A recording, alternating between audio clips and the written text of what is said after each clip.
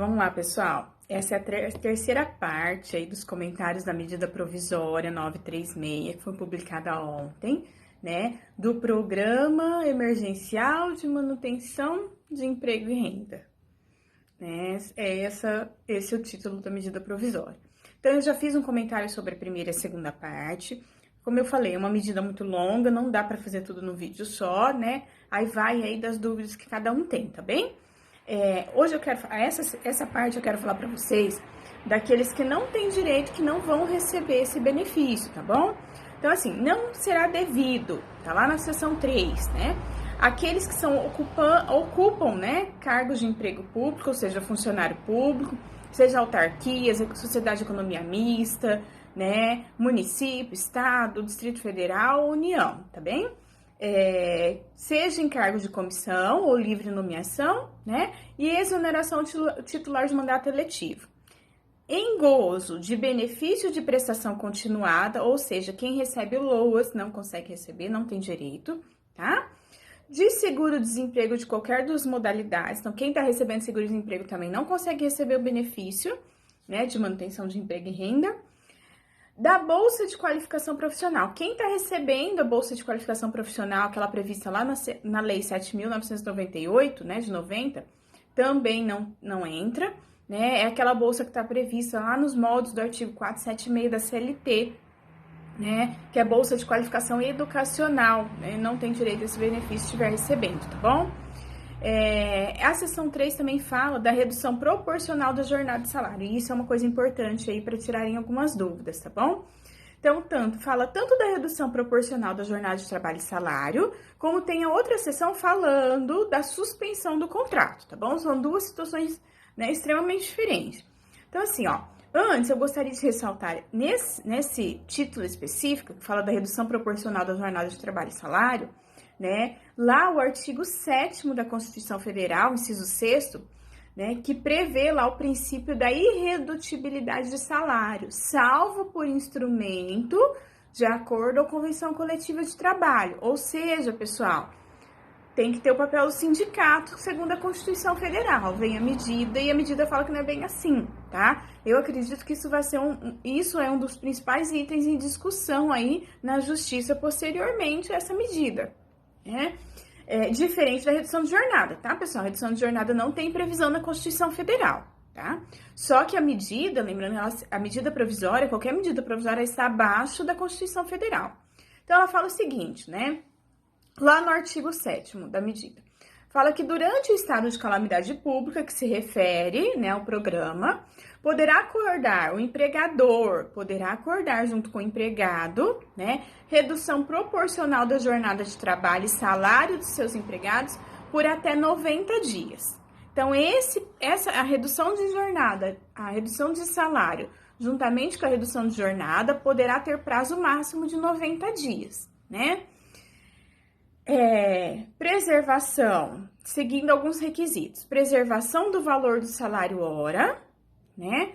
Pactuação por acordo individual escrito entre empregado e empregador, que será encaminhado ao empregado com antecedência mínima de 2 dias. Aí que tá o X da questão, né? Segundo a nossa Constituição Federal, essa possibilidade só seria prevista se tivesse acordo ou convenção coletiva de trabalho. Por isso que eu acredito, junto com outros colegas da área que a gente tem conversado, que vai ser um problema, vai ser uma discussão muito grande depois, caso, né, a empresa adote essa medida lá na Justiça do Trabalho, tá?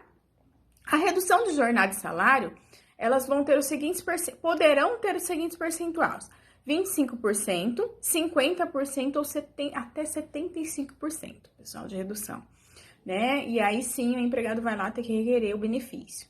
Parágrafo único, fala-se que as jornadas de trabalho e salário pago anteriormente serão restabelecidas no prazo de 2 dias corridos, tá?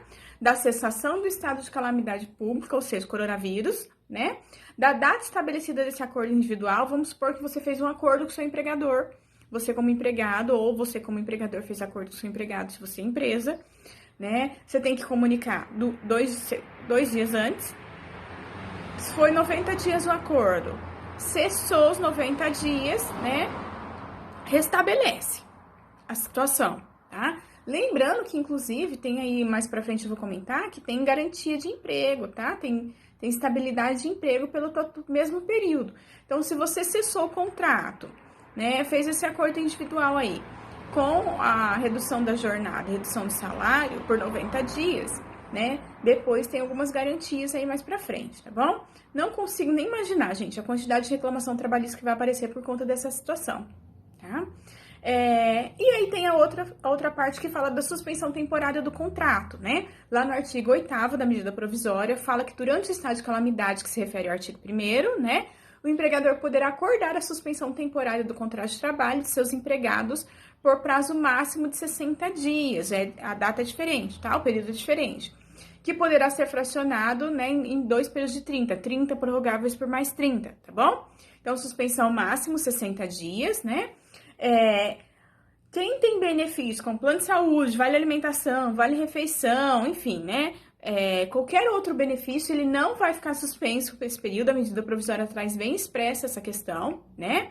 E o contrato de trabalho será estabelecido, visto a cessação da calamidade, né? A data final estabelecida nesse acordo e, né, o empregado que mantiver suas atividades, mesmo que remotamente ou à distância, não faz jus ao benefício. Então, a empresa não pode suspender o contrato e continuar mandando trabalho para o empregado, tá bom, pessoal? Suspender o contrato, o empregado tá suspenso. Ele vai receber o benefício, vai requerer o benefício, vai receber o benefício se ele estiver enquadrado, mas não vai ter direito, não vai poder trabalhar, não vai poder ficar prestando serviço para a empresa. Porque se for comprovada irregularidade, lembra lá que eu falei no vídeo anterior, vai ter que pagar, tá? Vai ficar lá na dívida ativa. E vai ter medidas também para a empresa, tá bom? Lembrando que enquanto tiver esse período subsequente, tanto na suspensão do contrato, né, o empregado ele vai ter depois uma estabilidade de emprego. Então, quando ele voltar, né, vai ter uma estabilidade do mesmo período. Então, se ele ficou o prazo suspenso por 60 dias, estabilidade de emprego por 60 dias posterior, quando ele retornar ao trabalho, tá bem? Outra questão. Durante a garantia de emprego, né, ou períodos mais subsequentes, se mandar embora, tem que pagar indenização. Então, nesse período, a não ser por caso de justa causa, não pode mandar embora, tá bom? Seja na decorrência da jornada, né, da jornada de trabalho e salário, seja na suspensão do contrato, tá bom? Uma coisa importante para se falar também, né, se for o caso de acordo ou convenção coletiva, cita lá no artigo 11, né, pode ser percentual diferente, dando margem à negociação coletiva. Então, pode o sindicato interferir e mudar aqueles percentuais citados no vídeo anterior, tá bom?